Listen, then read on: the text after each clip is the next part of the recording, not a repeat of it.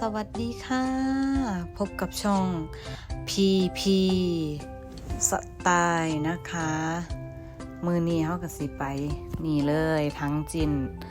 ผ้าตาหรือว่าทั้งทะเลทั้งจินนั่นเองอยู่ซับกุดช่อนนะคะ วันหยุดซูซอกกับมาหาเล่นหากินหาเที่ยวบุญเขาสากบ้านเฮานะพี่น้องนี่ละบรรยากาศอันนี้ใกล้บ้านสุดแล้วมันไปไสบ่ได้ดอกรถติดมันหยุดของเกาหลีก็หยุดสงกรานต์บ้านเฮาสิล่ะพี่น้องหยุดคือหยุดสงกรานต์นี่ล่ะมึงคนหลายแต่ว่ากับบรรยากาศก็ดีเป็นใจฝนบ่ตกเมื่อวานนี่ฝนตกมื้อนี้ก็บ่ตกโอ้ดีอยู่ยังว่านี่ก็ประมาณ4 โมงแรงกระแดดอ่อนๆนี่นะบรรยากาศงามมาถ่ายรูปถ่ายอีหยังสิล่ะพี่น้องอยู่นี่ล่ะข่อยมาดู คนน่ะผู้บ่าวผู้สาว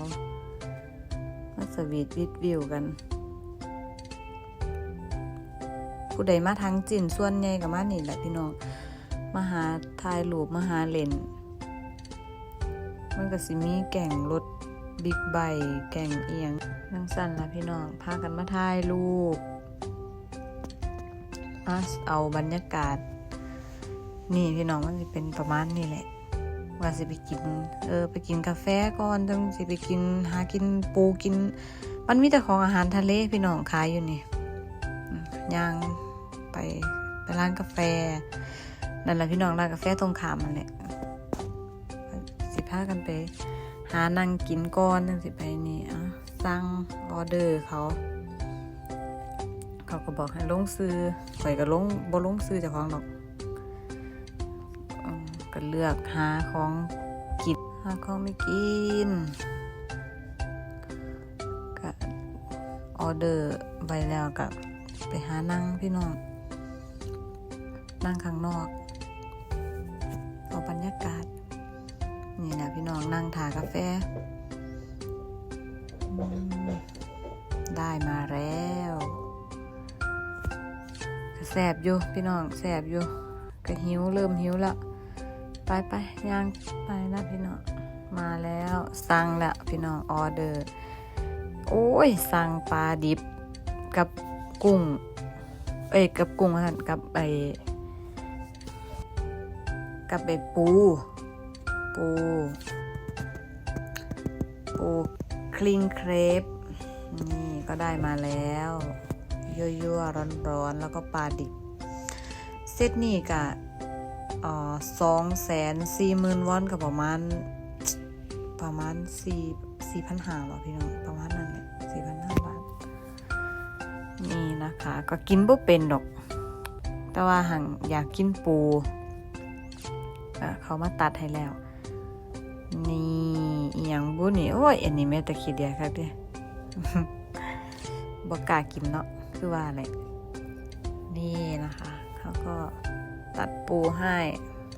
ตัดบ่เป็นเนาะก็ต้องรอเวลาเขามาตัดให้อยากปานใดก็ได้นี่นะคะเป็นตาแซ่บเด้อพี่น้องลูกก็กินคือมาที่นี่คือต้องมาสั่งปูกินอ่ะมันแซ่บอีหลีนี่นะคะแกะไปมันดีขนาดมีทุกร้านนะคะมีทุกร้านนี่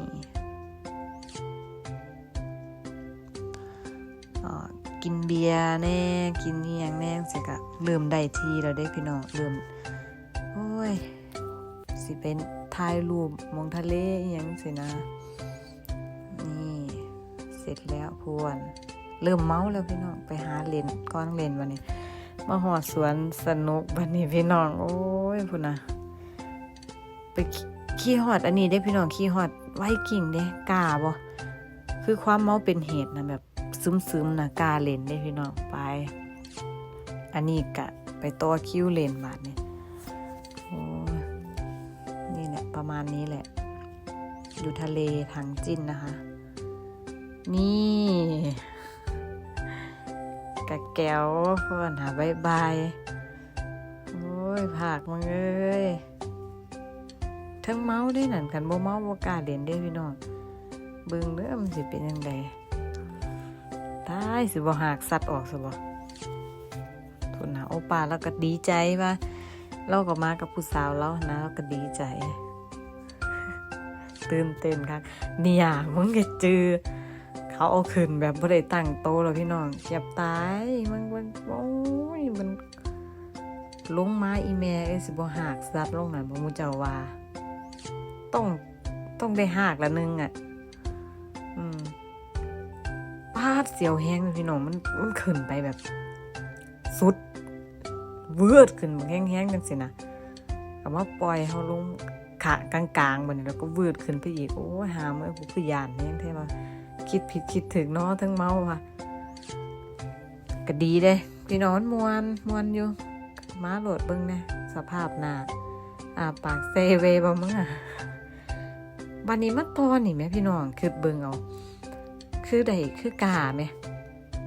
ป้ามันก็สั่นแฮงขนาดเด้เนาะเอ้ากาบ่กากะพูนน่ะต่อคิ้วขึ้นไปละแม่เหมือนไปเลี้ยงมองนางสันตบาทนี่ขี่ลงมาพี่น้องหากแตกนี่แหละผู้บ่าวหน่อยก็ถ่ายรูปน้ำไปงานต่อโอ้ยคนหลายเขาก็มาจุดพลุจุดอีหยังเต็มไปเบิดหิวตัวพี่น้องมันหิวหามันนี่ก็มาสั่งฮอทดอกไม่ใหญ่อันนี้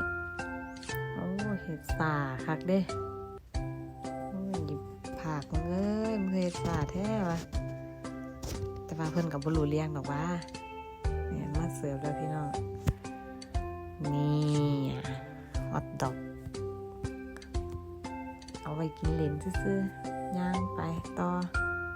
กระมองทะเลที่มาฮอดที่แรกแหละพี่น้องมองนี่แหละก็เลยมาถ่ายรูปมันไฟงามได้ไงเมื่อคืนน่ะเขาก็มีจุดผู้จุดอีหยังผู้บ่าวผู้สาวกันมากันเป็นครู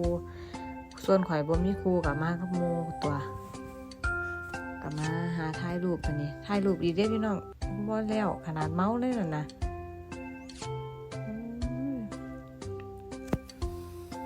พี่น้องบรรยากาศคนหลายอยู่ตอนนี้คนก็หลายแต่ว่าเขาไปเบิ่งหม่องพุ่นน่ะเขาเจ้ามีร้องเพลงแหมเปิดหมวกเองนะคือบ้านเฮาแหมน่ะไปร้องอยู่พุ่นก็พากันท่าโพนกันย่างต่อบรรยากาศคนต่างชาติหลายเด้พี่น้องคนแต่ว่านั่งฟังเขาร้องเพลงขอกุหลาบแดงก็บ่ได้ฟังไว้พี่น้องขอไปหลายเที่ยแล้วเด้ติ๊บก็เป็นหมื่นเหรอกุหลาบแดงก็บ่ได้ฟังนะบรรยากาศดีพี่น้องอยากให้มาอยู่ใกล้บ้านข่อยคักนี่สวยมากถ่ายกับไฟกับอีหยังสิกล้องข่อยมันบ่ค่อยชัดไปบัดนี้พุ่นน่ะมาหาหยอดตุ๊กตาอาหารเล่นนั่นเล่นนี่มึงโอ้กองจองเบิ่งเทิงเมาแหมคือบ่กล้าเฮ็ดจังซั่นบ่อยากอายเพิ่นอีภาคนี่ก็ได้ว่าอยากอายเพิ่นเลยจะไปหาเล่นนอนโรงแรมพี่น้องพักผ่อนผู้ใดมีฮอดเบียร์ตั้งคอรอไปนอนไปมาฮอดยามมื้อเช้าพี่น้องบรรยากาศยามมื้อเช้านี่บรรยากาศดีพุ่นน่ะ 7:00 นมานี่มันไปนอนแต่เว้นหลายมันเลยได้ตื่นเช้านอนแต่ทุ่ม1บ่2 ทุ่มก็ได้ตื่นเช้าตัวบัดโหน่ะมาถ่ายรูปเอาบรรยากาศรอบๆก็บ่มีคนหรอกพี่น้องมันเช้าเนาะ 8:00 นเช้าแหมเพิ่นก็เอาม้ามาปล่อยขี่มาเช้าตัวเอาม้ามาแล่นออกกำลังกายบรรยากาศดีค่ะนี่แหละแดดเนี่ยมื้อเช้าแดด 8:00 นมึงเขามาทัวลิงกันขึ้นฮอดบ้านเนาะเห็นจังซี่ไปมา ซื้อปูกลับไปบ้านต่อบัดนี้พี่น้องซื้อปูซื้อหยังกลับไปบ้านเนี่ยปูใหญ่เฮานั่นล่ะอยากกินอีกวันนี้ก็ต้องซื้ออีกไหมไปย่างชอบไปพุทธะของกินทะเลน่ะมาซื้อที่นี่เลยมาซื้ออยู่นี่เลยอยู่ทะเลถังจินไปต่อสิกลับแล้วก็เลยมาแวะนี่นะพี่น้องแวะมันขึ้นซื้ออยู่ได้อยังก็ร้านกาแฟแม่อยู่ในถังจินนี่แหละได้บรรยากาศติดทะเลบ่ไกลกันพี่น้อง200 เมตรนี่แหละห่างจากตรงเมื่อกี้กะมาถ่ายรูปก่อน9 โมงครึ่ง10 โมงแล้วล่ะร้านเขาว่าท่านได้เปิดพี่น้องแห่งแสนแหลนแต่ว่าห่างปวนบ่มีคนเด้พี่น้องถ่ายเอาบรรยากาศร้านเขาไปถ่ายฮอดร้านเขาเด้พี่น้องเขาบ่จับกับใครตัวเบิ่งท่านมีคนเขาบ่ทันได้เปิดร้านนี่ไปถ่ายของเขาบ่สั่นเด้นั่นใกล้สิกลับบ้านก็เลยแวะถ่ายหั่นน่ะคุณนะฮอดบ่มีคนโอ้บรรยากาศดีกูก็ถ่ายรูปแม่มันล่ะคนถ่ายหลายได้พี่น้องได้ซ้ำนี่ล่ะแต่อยากว่าฝากบ่ทันแค่นี้ไปก่อนพี่น้องเดี๋ยวจังมาเจอกันคลิปหน้าจ้าขอบคุณครับกลับบ้านแล้วพี่น้องบ๊ายบาย